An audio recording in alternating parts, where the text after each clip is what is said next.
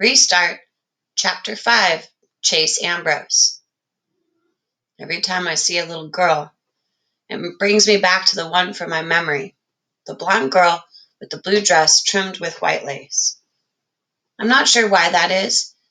Maybe when you only remember one thing, it sticks with you. If only I could remember where I remember her from. I think of her again when I see the little kid on the monkey bars at the playground.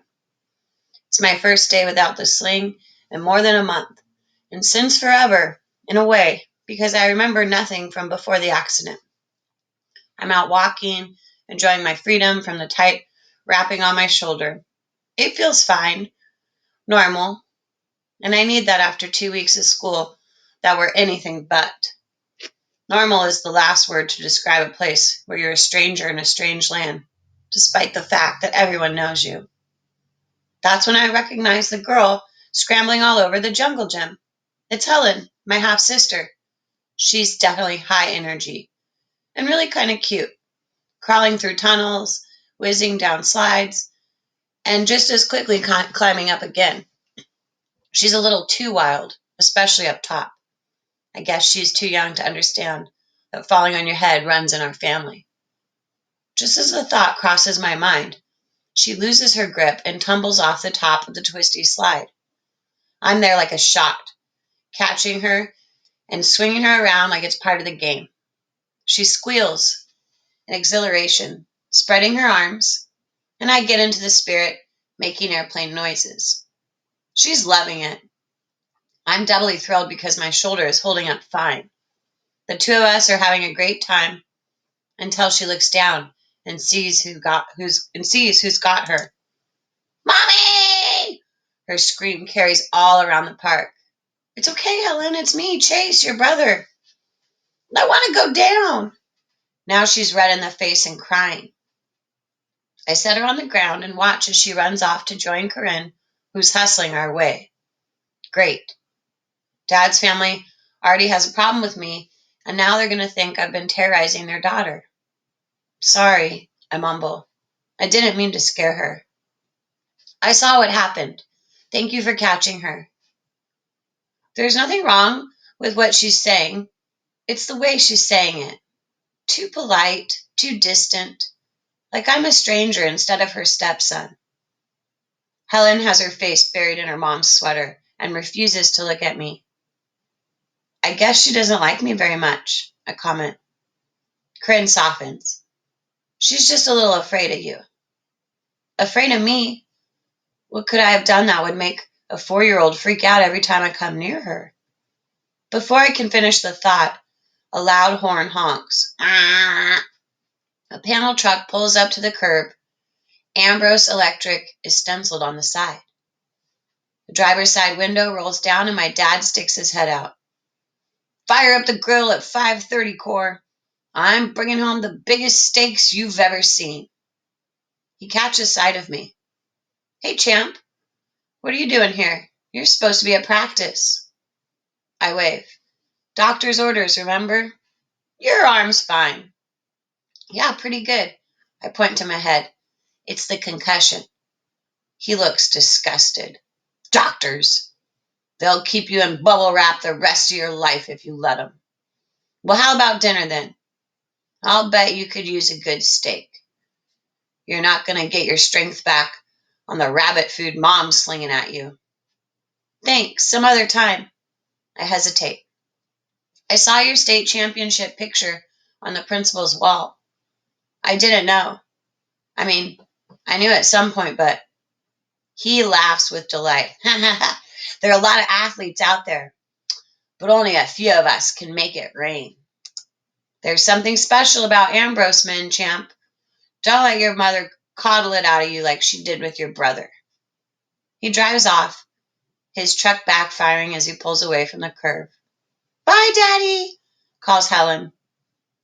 Bye, Helen, I say to her, as soon as we make eye contact. She looks away. I'm definitely famous at Hiawassee Middle. The part I can't figure out is whether I'm famous good or famous bad.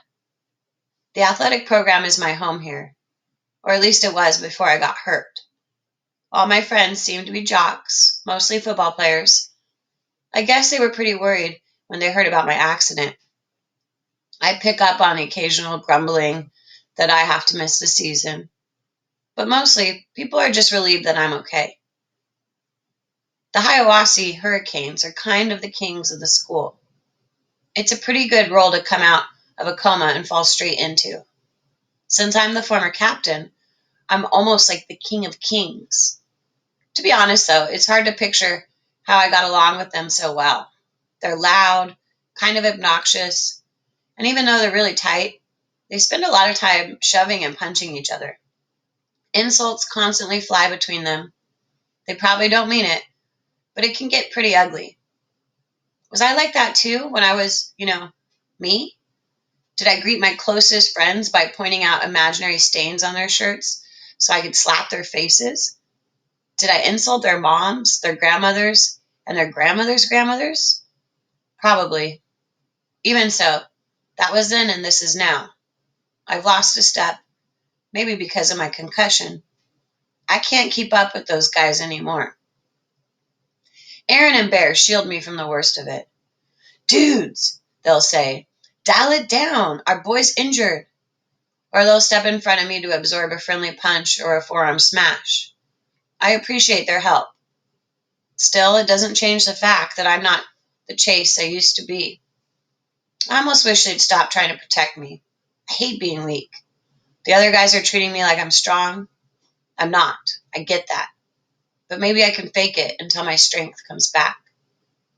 In the end, Aaron and Bear stress me out more than any of the others because they ask me all these questions. What do you remember? Is your memory coming back yet? When does the doctor say that could happen? When will you be your old self again? Since I've got nothing else to offer them, I describe the one memory that I do have. The little girl in the blue dress. They listen with great concentration. And Aaron prompts, eyes wide. That's it. That's the only thing I remember. But who is she? Bear persists. When did you see her? I shrug. I don't know. That's all I've got. They stare at me for a long moment and then both burst out laughing. I'm annoyed. It's not funny. Don't you think I'd tell you more if I had more to tell? Do you know what the word amnesia means? Relax. Aaron puts an arm around my shoulder. We've got your back, boys to the end. Aside from the football players, most of the kids act kind of odd around me. Conversations end when I enter a room. Faces turn towards lockers as I make my way down a hall. I get that the whole school's heard the story of my amnesia, and they're a little weirded out by me, but that doesn't explain everything. This one girl who's pushing a rolling cart of textbooks, when she sees me walking next to her, her eyes just about pop out of her head. She spins around and slams into the wall of a doorway alcove. Books go flying in all directions. She trips on one and starts to go down, so I grab her arm just to steady her. Then she really loses it. Don't! She squeals so loudly that we're the instant center of attention. I'm mystified. Let me help you pick those up. No!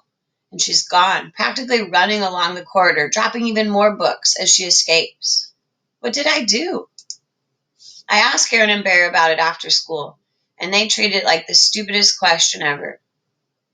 What do you care if a bunch of random nobodies don't like you? Bear demands. It's not that, I tell them. She was scared. Where did that come from? The two exchange a glance. Man, you really did lose your memory, Aaron comments. Come on, guys, talk to me. Bear is impatient. We don't have time. Why? I query. There's no practice today. We've got to be at the Greyhound Motel by 3:30. What's the Greyhound Motel? We still got 2 months left on our community service, Bear supplies, at the assisted living place on Portland Street, helping out with the geezers and the grandmas. Not everybody's lucky enough to fall off a roof and get excused. I'm on community service? I may not remember much, but I know that community service isn't like getting detention at school. It's something you get ordered to do in court by a judge. I struggle to sound casual. The last thing I want to do is come across like a wimp to my two best friends. What did we get sent? What did we do to get sentenced? I nearly choked on the word. To community service. It was no big deal, Aaron scoffs. We planted a couple of cherry bombs in the piano at open house. It was awesome. Cops are such sticklers about property damage. Like there's a great piano shortage in the world. So I'm nonchalant, but it takes some time. Arrested? We have to go, Bear insists. Yeah, Aaron faces me. Listen, man, I know it bugs you that you can't remember anything about yourself before the accident. Let me fill in some of the details. Our boy Chase isn't the kind of kid to get bent out of shape about a bunch of idiots overreacting to a few firecrackers. We did what we did, and we got in trouble for it. End of story. End of story, I echo. I'm speaking carefully, almost as if I'm trying it on for size. I mean, nobody got hurt, so what's the big deal? Bear snickers. Yeah, right. Nobody. The problem with Hiawassee, Aaron goes on, is that everybody's jealous of us. I don't blame them. We do what we want and nobody messes with us. Even the adults are jealous because when they were kids, they were probably losers too. So when Fitz Wallace or some judge gets a chance to slap us down, they go hard, since it's the only revenge they're ever going to get. You can't take it personally. I nod in agreement. It's kind of not fair. Bear grins. Sometimes I cry myself to sleep at night just thinking of the injustice of it all. I laugh. Aaron and Bear wouldn't cry if you jammed flaming bamboo under their fingernails. They're the toughest guys in the world. Well, thanks for being straight with me, I tell them, and mean it. My own mother has kept me in the dark about this. I don't know what she's thinking. Maybe that if I can't remember it, it never happened. Aaron shrugs. It's a mom thing. They're all the same. If it's fun, it must be bad. My dad warned me about that, I admit. He said I shouldn't let her coddle me. Your dad's the man, Bear exclaims. He was part of the best football team ever to come out of this place. Next to ours, I mean.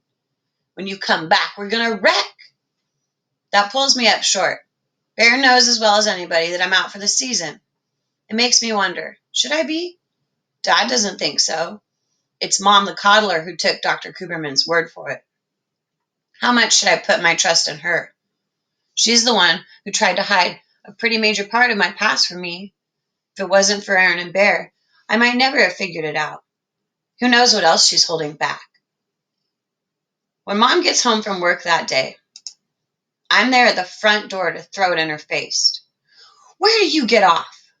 She looks totally bewildered. I forged on. You were so devastated when I got amnesia, but not too devastated to pass up a little editing job on my life? Editing job? Don't you think I have the right to know that Aaron Bear and I were arrested and sentenced to community service? She doesn't answer right away. She sets down her bag, shrugs off her jacket, walks to the living room, and collapses wearily into a chair. At last she says, You've just been through an awful ordeal. How can it help your recovery if I tell you a lot of things that are just going to upset you? Things? I echo. You mean there are more? How many other nice little stories have you been keeping away from me? She seems genuinely sad. I'll love and support you through the end of the world. You know that. I've always seen the good in you, Chase. And I believe that's the person you really are deep down. But you've had your moments. I have a sickening vision of faces turning away from me, of kids shrinking back at my approach, fear in their body language. I think of that crazy girl who was angry enough to dump a tub of frozen yogurt over my head. What if she wasn't crazy at all? What if I deserved it? Then I think back to the conversation with Aaron and Bear. There are two sides to every story, and Mom is taking the opposite one. But that shouldn't surprise me. Her kid got in trouble, major trouble, if the community service is any indication. Okay, it wasn't a very nice thing to do, I admit, but I don't understand why the school had to make such a big deal out of it.